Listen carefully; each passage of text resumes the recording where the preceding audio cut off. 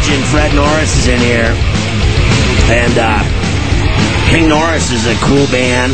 Yep, we're in Eastchester, New York this weekend. A place called Mickey Spillane's. I like that action. Now, you guys play a heavy slate of gigs, don't you? You know what? Ever since the birth of my daughter, I play less. Really? So I try to play things that are more, this weekend may be one of the more premier gigs, but it's important to people in Eastchester. How old is she now? She's 4.5. And now Gunner's 4.5 going on 40. Gunner's almost 3, and then I'm having a daughter in 4 weeks. Congratulations. So I'm having little baby McKenna. Now, you met 34C. She loves you. You met her in Tampa at the wedding. She's wonderful, and she's hot. And I think you can say that, too. She loves you, Fred. I think she loves you more than me. That's a strange thing I'm trying to deal with at home right now. I just don't even... Well, I told her you were on tonight. I'll have my wife call your wife to tell her why my wife should love me more. We should hook up or something. Jesus, I'm getting weird now. So, have you been watching this tennis? Do you get into it? You know what? I was watching it, and I think Djokovic has a chance if he can beat Moya. He won the first set, and now they're in the second set. And I think he's the only guy that can beat Federer. He just won the set. He just finished. I got live scoring here. And Moya, after watching last night's match, I think Andy Roddick should just hang up his racket. He can't beat that guy. No way. 14-1 now. It's funny. I was watching like the first 5 minutes of the set, and I said to my wife, "This is what's going to happen. It's going to go to a tiebreaker. Federer is going to win the tiebreaker." They did it twice, and then it's over. And then it's like, and I was like going back between that. Wasn't it 7-5? It was 7-6, and then I think the third set was like 6-4. Right, and then he won the tiebreak 7-5. When he got up 6, I think it was he was up 6-3, and then I think it was 6-4, then 6-5, then he won it 7-5. That was the first set tiebreaker, right. And then once he lost that, he was done. Right. Well, I think in a way he thought that he could maybe kind of come back, but he had nothing to offer. See, that's the only thing with Andy. It's like he's got a powerful serve. He reminds me of this guy. I don't know if you remember him, Roscoe Tanner. Sure. I know him all, man. I watched him for my whole life. The guy had a tremendous serve, but after he that, could never beat anybody. What else do you have? He never mattered. Now, what did you think of Serena Williams the other night after she lost? Did you see how much of a bitch she was? Well, you know what? I mean, I was watching her as she was doing it. I'm going like, skip the Krispy Kremes. Yeah, she looks fat. She was like, if she lost 30 pounds, look, she still has power. She's great. She still has the ability. I mean, she's probably, if she lost the 30 pounds and got serious about getting in shape again, she could probably be the queen of tennis. She looks like she doesn't get in shape at all. No. I mean, she looked like fat and slow. And then to have that interview where she wouldn't give any credit to this, and I got to admit, Hennon's a great player. Right. But she looks like, she's as flat as a garage door. Hennon has no body fat. And Serena has all the body fat for the both of them. And no look either. Like, she looks like the tomboy in your neighborhood when you were a kid, Hennon. She used to be Hennon Ardant. She got divorced. Right. I think she's just straight lesbian now. She went to the other side of the river. What do you think? You think? I bet she did. I'll bet money she likes he's looking. I mean, how many women in tennis are lesbian? I mean, a lot of them. Right. Ton of them. So, I went to Vegas one day, and I was sitting at a cocktail lounge, and I was doing a fight. I think I was doing like a Riddick Bowe Holyfield fight, or something huge. And I'm at Caesar's Palace. I'm in a cocktail lounge with all my friends, and I'll never forget it as long as I live. I'm listening to this conversation. I'm having a drink with my wife.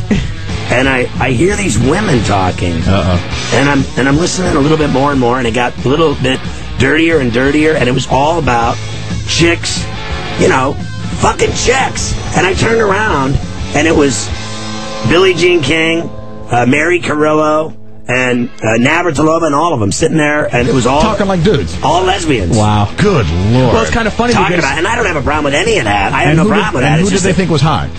I mean, I don't remember. I just remember that they were talking about chicks and hot chicks and doing them. Well, and I was sitting there going, holy shit, and I turned around, and much to my chagrin, it was three of the most famous people in women's tennis in history. That is amazing. Because Carrillo is now the biggest name in tennis broadcasting. She basically rubbed out Bud Collins at NBC. Yeah, he's sitting out somewhere in L.A. He's doing ESPN and Tennis Channel now. I interviewed him the other day on the TV show. Right, I saw that. And he had his pretty sweater on and his lavender pants. Why does he have to wear the pretty sweater, though? He always wears funky clothes. Yeah. Weird. But I was going to say, one of my favorite Stern bits from years and years ago revolves around tennis. And Fred, I don't know if you know you've tennis done so without many balls, perhaps? tennis without balls. That's why all the girls love me. And that's why I'm surrounded by all these broads. And the funny thing is, here he goes again. The funny thing is, I'm 8 years old. My dad's driving me to school, and he's cracking up. Shame on your father, and God bless him at the same time. It wasn't until I got older and that I remembered the bit, and then I'm saying to myself, "Oh my God, now I get it." But that was, you know how weird it was when Martina walked in that day. I was kind of like, it was that like.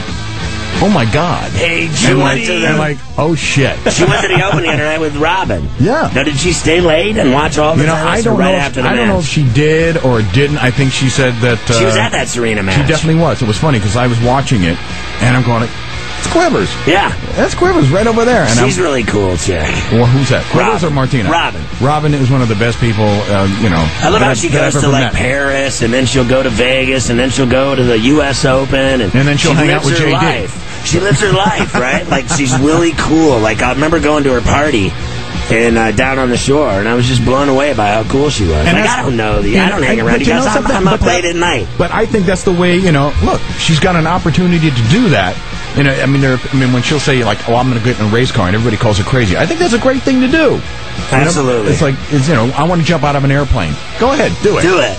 Why not? Now, if you look back at how this run that you guys have been on, it's the greatest run in radio history. There's no one that can even compare. It's not lost on me. It's funny. It's like, thanks for having me on tonight, too, because it's like, it's the greatest place to be is Sirius Radio. It really is. I'm not saying that because they're paying my check. It's because the I'm best saying job I ever had. It's the freedom that you never had on terrestrial radio. I get to be me. Right. Without going to a meeting every day. And you're in the greatest city in the world. Right. And when I'm walking down the street, you see Times Square, you walk into this building, you come in, you feel the energy. And you get to be on Regis and Kelly. I always say I'm in the Howard Tower in Times Square in New York City, and you're fucking not.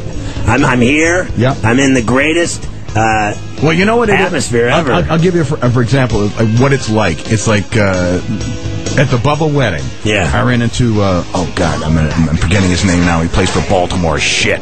Oh, Aubrey Huff. Right. Yeah. I ran into him. He was there. And I was talking to him. Nice guy. And I said, would you ever want to play for the Yankees?